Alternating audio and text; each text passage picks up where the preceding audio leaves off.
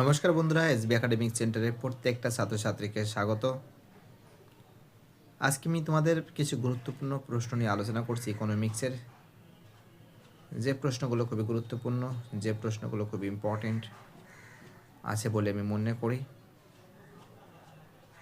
আজকে আমি তোমাদের কিন্তু 6 নম্বরের প্রশ্নগুলো দেখাবো, যেগুলো 6 নম্বরের জন্য গুরুত্বপূর্ণ।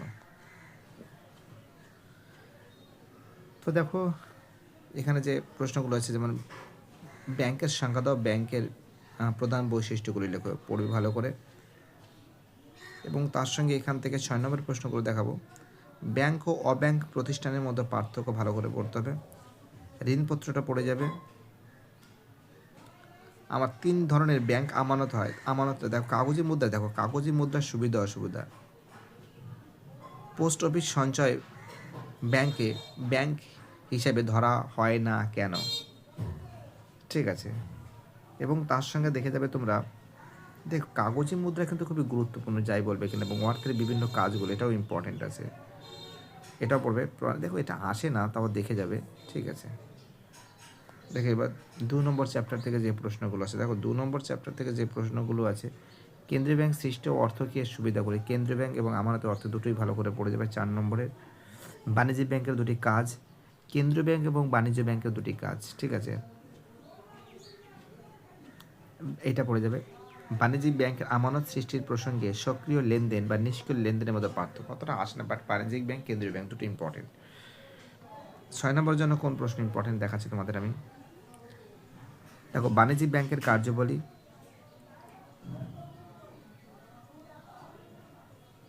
তারপরে পড়বে, তোমরা পড়বে যে বাণিজ্যিক ব্যাংক থেকে কিভাবে, এটা ভালো করে পড়বে। ঠিক আছে, এই দুটো প্রশ্ন ভালো করে পড়বে। এবং এখান থেকে দেখো 8 দাগের প্রশ্নটা পড়বে।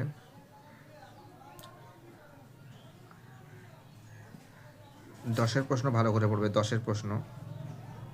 ঠিক আছে, এবার দেখো মুদ্রাস্ফীতি থেকে কি প্রশ্ন ইম্পর্টেন্ট আছে। 4-এর প্রশ্ন মুদ্রাস্ফীতির সংজ্ঞা, পার্থক্য, এটা পড়ে যাবে, এটা পড়ে যাবে, এটাও পড়ে যাবে। দিনে পাওনা, এটা পড়ে যাবে, এটাও পড়ে যাবে।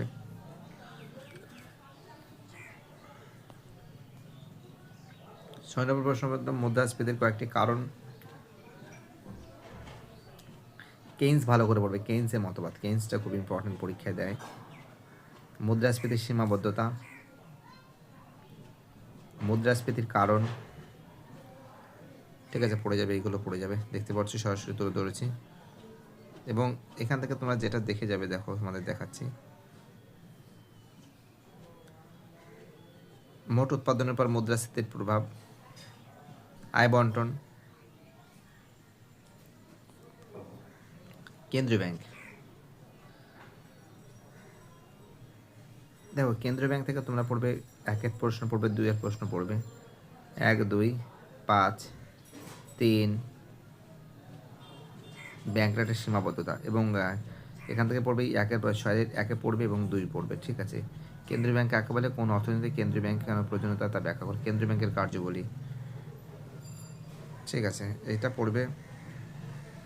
এবং 4 নম্বর থেকে রেপো রেটটা পড়বে, রেপো রেট।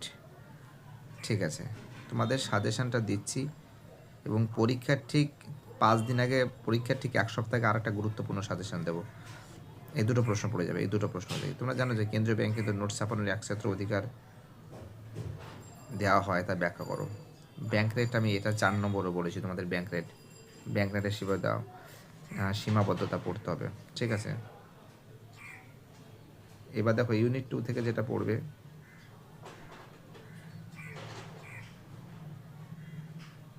এটা এটা এটা এটা এটা এগুলো 2 নম্বর প্রশ্ন বলেছি। দেখো 4 নম্বর, বেশি করে স্টুডেন্ট এসএমএস করছে, 4 নম্বরের প্রশ্নগুলো বলে দিন।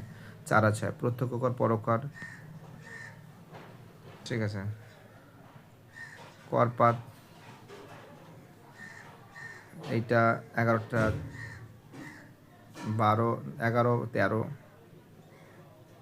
7, 6, 5, 4, 3, মূলধনী 21, রেভিনিউ এটাও পড়ে যাবে, এটা এটা। ঠিক আছে, বুঝতে পারলে যেগুলো বলছি? দেখো, আর স্কুল থেকে তোমাদের যে প্রশ্ন বলছে সেগুলো অবশ্যই দেখে যাবে, এবং অভ্যন্তরীণ ও বাহ্যিক ঋণ এটাও দেখে যাওয়া উচিত আছে, বাজারের ঘাটতিটা দেখে যাবে, ঠিক আছে? দেখো 6 নম্বর চ্যাপ্টার থেকে যেটা আমরা দেখতে পাচ্ছি, তোমরা দেখে যাবে 6 নম্বর চ্যাপ্টার থেকে 2 নম্বরের প্রশ্ন দেখো, ডব্লিউটিও কিন্তু খুব ইম্পর্টেন্ট আছে। ডব্লিউটিও গ্যাট ও ডব্লিউটির মধ্যে পার্থক্য বাবাই খুব ইম্পর্টেন্ট প্রশ্ন, যাই বলবে কিনা এই পার্টটা পুরো ইম্পর্টেন্ট আছে, ঠিক আছে? এবং বিশ্বায়নটা ভালো করে দেখে যাবে। বিশ্বায়নটা কিন্তু তোমার পল সায়েন্সেও আছে। বিশ্বায়ন না, কিন্তু বিশ্বায়ন। এবং ভারতের কুটির শিল্পী, ক্ষুদ্র শিল্পী, এটা ভারতের কুটির শিল্পীর সমস্যাটা ভালো করে পড়ে যাবে, সহজ আছে চ্যাপ্টারটা, অনেকটা সহজ আছে। এই যে যেটা গ্যাট, এই দুটো প্রশ্ন, ঠিক আছে? 1991 সালে শিল্প লাইসেন্স নীতি, 1991 সালটাও পড়ে যাবে, ঠিক আছে? ইউনিট 4 থেকে দেখো, সপ্তম অধ্যায় থেকে এখানে কিন্তু এসে কিউব দেবে না, 4 নম্বরের প্রশ্ন দেবে। প্রথম দুটো প্রশ্ন পড়বে, 3 নম্বরের প্রশ্নটা পড়বে। তারপরে ভারতের বাণিজ্য পরিষেবার গুরুত্ব এটা পড়বে, এটা এটা এটা ঠিক আছে? দেখতে পাচ্ছ যা প্রশ্নগুলো বলছি সেগুলো একটু ভালো করে দেখে যাবে।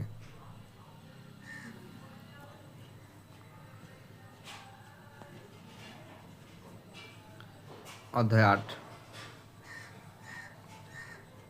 8-এর 6 নম্বর প্রশ্নগুলো দেখাচ্ছি। একটা প্রশ্ন, দুটো প্রশ্ন, 3টে, 4টে, 5টে, এটাই দেখে যেতে হবে, এটাও দেখে যেতে হবে, ঠিক আছে? এটা তো সহজ আছে, এই চ্যাপ্টারটা অনেকটা সহজ আছে দেখতে। ওটা দেখো, লোরেন্স রেখা খুব ইম্পর্টেন্ট, কিন্তু লোরেন্স রেখা অনুপাত, লোরেন্স রেখা ভালো, মহালনিবেশ কমিটি, ওয়াও, এটা ইম্পর্টেন্ট আছে, ঠিক আছে? এবং এটা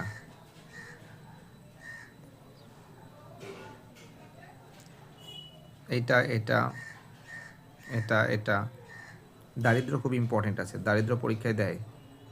ভারতের দারিদ্র দূরীকরণের কর্মসূচি সফল হয়েছে না কেন তা লেখো। দারিদ্র দূরীকরণে কী কী ব্যবস্থা নিয়েছে, এইখান থেকে কিন্তু একটা প্রশ্ন দেবে, ঠিক আছে?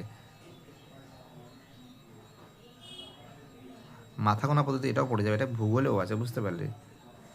এটা লোরেন্স রেখা, দেখো লোরেন্স রেখা খুব ইম্পর্টেন্ট, এবং আয় বন্টন যেটা মহানিবেশ কমিটির রিপোর্ট যেটা আছে, এই দুটো প্রশ্ন ভালো করে দেবে। অধ্যায় 10 থেকে দেখো, অধ্যায় 10 আমি বেশি করে তোমাদের মানব উন্নয়নটা দেখে যাবে, মানব উন্নয়নটা ভালো করে পড়ে যাবে। এটা ভূগোলেও আছে, এটা ভূগোলেও আছে, আর ইকোনমিক্সও আছে। দেখো এখান থেকে আমরা দেখতে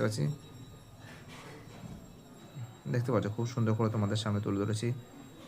তোমাদের আমি নমুনা প্রশ্নপত্রগুলো তুলে ধরবো খুব তাড়াতাড়ি। বাই টাটা, সবাই ভালো থাকবে। ভিডিওটি দেখার জন্য সবাইকে অসংখ্য ধন্যবাদ। যারা এতটা সাপোর্ট করছো, যারা এতটা ভালোবাসা দিয়েছো, যাদের ভালোবাসা আমি এতটা পেয়েছি, এটাই আমার কাছে বড় সৌভাগ্যের ব্যাপার। আমি যে এতটা সাপোর্ট পাবো, এতটা ভালোবাসা পাবো, সেটা কখনো ভাবতে পারিনি। বাই টাটা, সবাই ভালো থাকবে। চ্যানেলের সঙ্গে যুক্ত থাকবে, চ্যানেলটাকে সাবস্ক্রাইব করবে,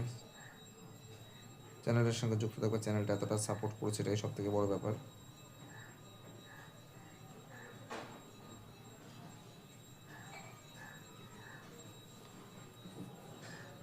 ঠিক আছে, সবাই ভালো থাকবে।